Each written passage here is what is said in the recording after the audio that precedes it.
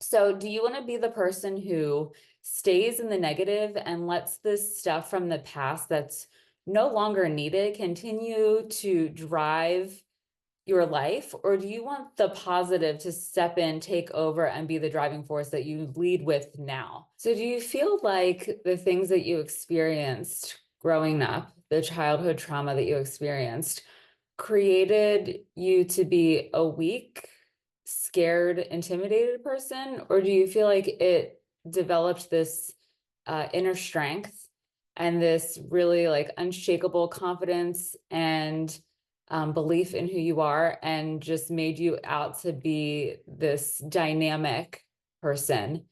Before my healing journey, I would have said I was weak, I was insecure, I was incapable of a lot.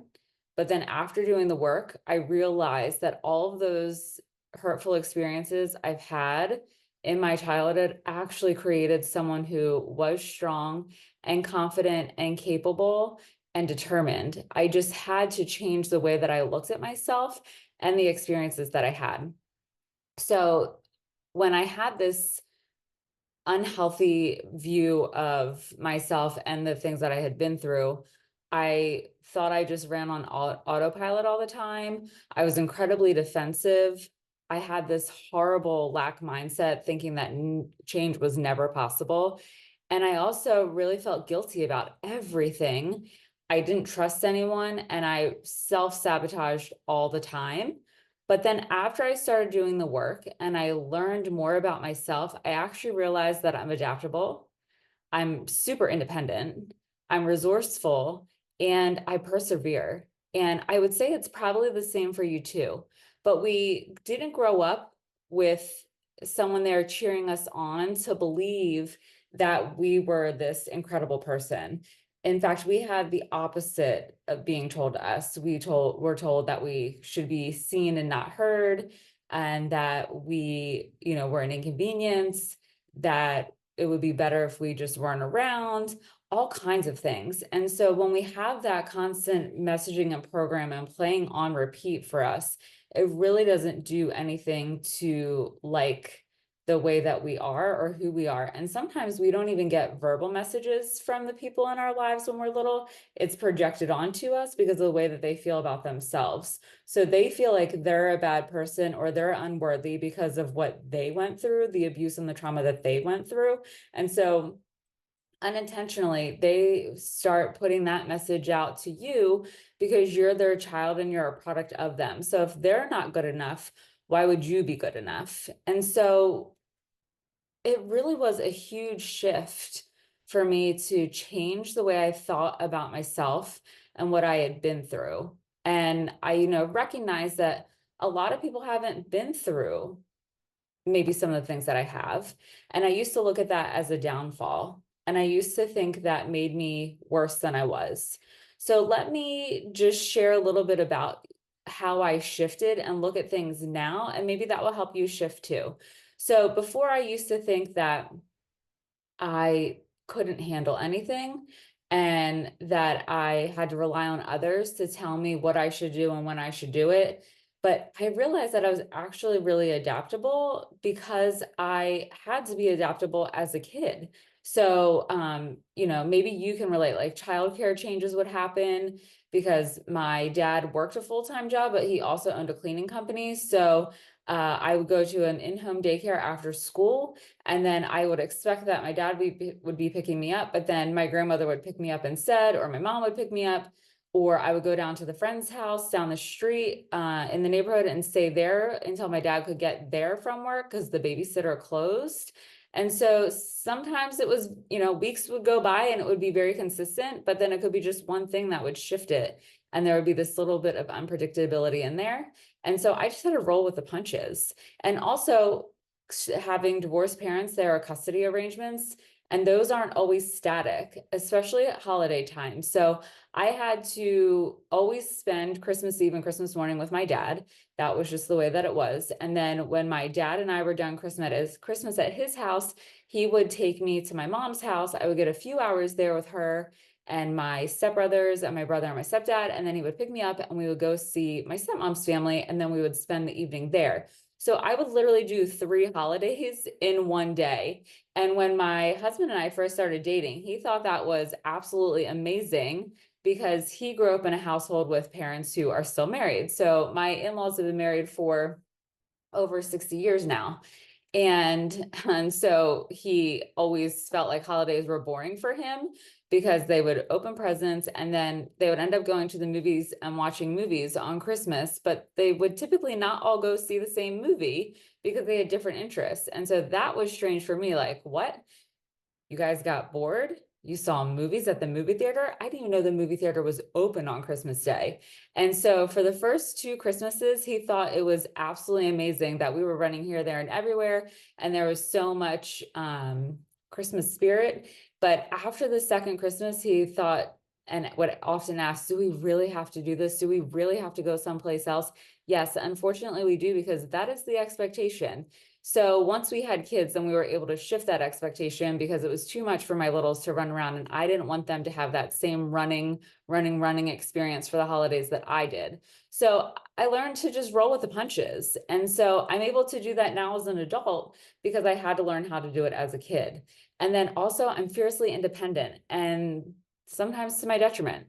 And I think that can go both ways. You can be fiercely independent because it's that me versus you mentality.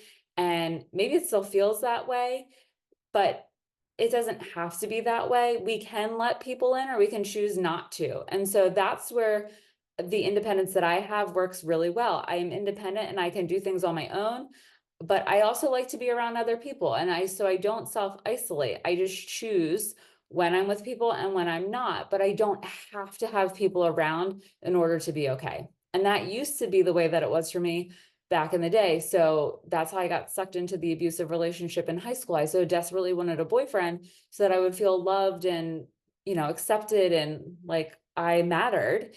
And then after that relationship ended, I still was seeking that approval, that connection. And I had several more unhealthy relationships after that because I was looking for connection in the wrong ways. And so I was able to get to a point after going through a lot of healing to recognize that I can do things by myself, and that's great, or I can choose to have people with me, and that's really great too. Because honestly, we're humans and we strive on connection with others. We're wired to connect with others. So it's just a matter of, do you need it for unhealthy reasons, or is there a beautiful balance of choosing when you want to be with someone and when you don't? I'm also super resourceful. And so part of that is a survival mechanism. When you're a child and you're in these traumatic experiences, you can't always rely on others. So you have to figure out a way to make things work. And sometimes you didn't grow up with a lot of money, and maybe it was your job to cook dinner for your siblings while your parents were at work, and you had, typical food like mac and cheese. And so your brothers and sisters would complain that they didn't want mac and cheese again for the 8th night in a row, and you had to figure out how to spice that up. Maybe you mixed some frozen peas in there, or you mixed frozen broccoli in there, something, but it taught you that you can actually make things work even when there's not a lot. And so growing up, my dad used to make my Halloween costumes for me, and partly a budget thing, but also my dad really likes to do creative things. And so those are some of the best childhood memories I have, is having my homemade costume. I was a witch for 4 years in a row, I think. And so now that's something that I love to do for my kids, not because of a budget constraint, but because I love finding ways to make creative costumes. So when my girls were little, they were peacocks, and I ordered peacock feathers from Hobby Lobby, and I glued them onto cardboard, and I put straps on the cardboard, and they wore it like a vest, and they thought they were the bee's knees. But I just whipped that up because I have the ability to create things with next to nothing. And that's just because of the nature sometimes of how we grow up. And the other thing too is that we are able to persevere. And maybe that goes back to living in survival mode a lot when we were growing up and going through traumatic experiences. But when you have to be in survival mode, it instills a strong work ethic. And there's a difference between strong work ethic and being a workaholic. And so, but it also teaches you determination. It teaches you how to keep going even when things feel rough. And so those are really some of the greatest gifts that I have had the ability to see in myself after doing the work, where in the past, before doing the work, I just constantly ran on autopilot. And that was a result of being in survival mode and hypervigilant. So I did not allow myself to relax. I literally just went through the motions. I didn't allow myself to have joy in things. So, someone at work would be like, oh my gosh, did you see the latest episode of the Kardashians? And I was like, nope.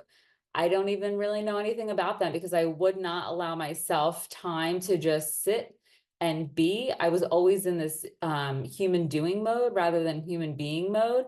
And that was not a healthy way to spend my time, because it left me feeling exhausted. It left me feeling bitter and resentful, and just really drained on all levels, not just tired, exhausted, but drained mentally, emotionally, physically, spiritually. It was just absolutely exhausting. And so the other thing that I was trapped in is this ultra defensive state.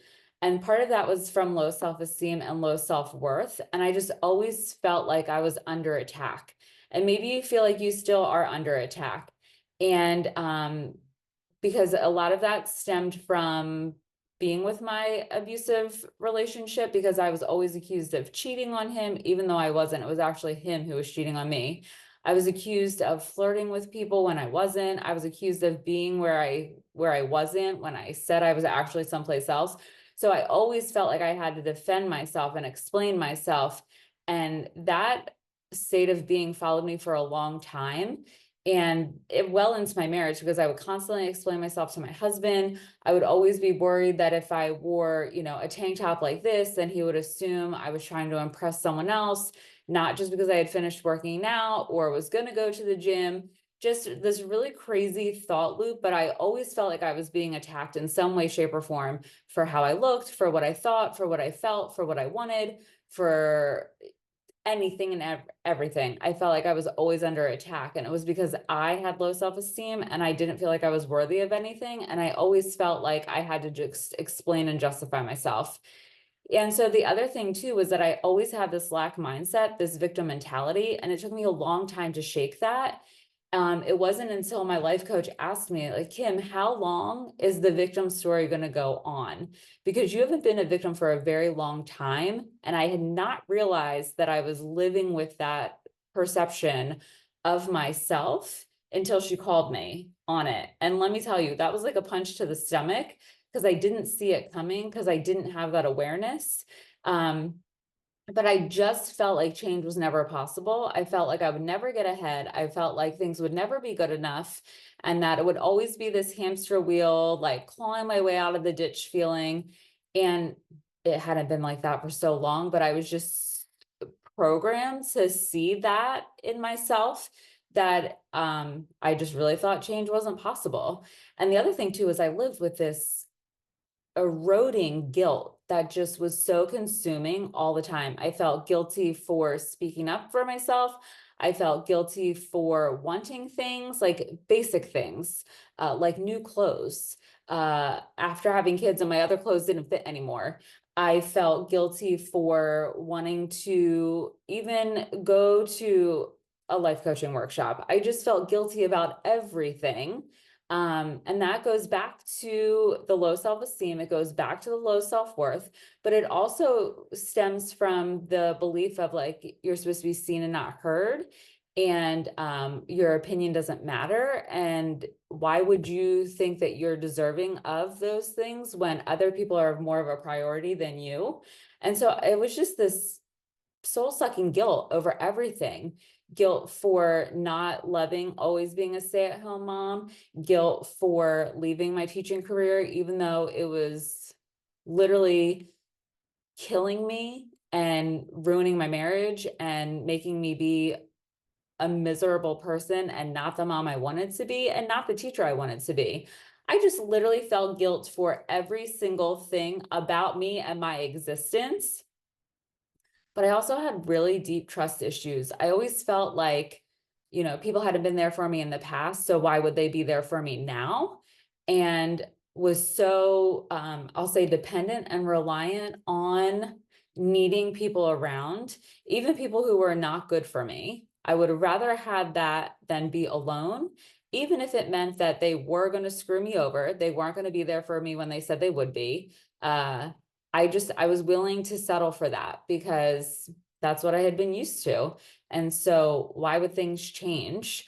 And I just thought, okay, this is how relationships are. There's no changing it. So we'll accept it. And then also self-sabotage. Oh my goodness, this was probably the worst one.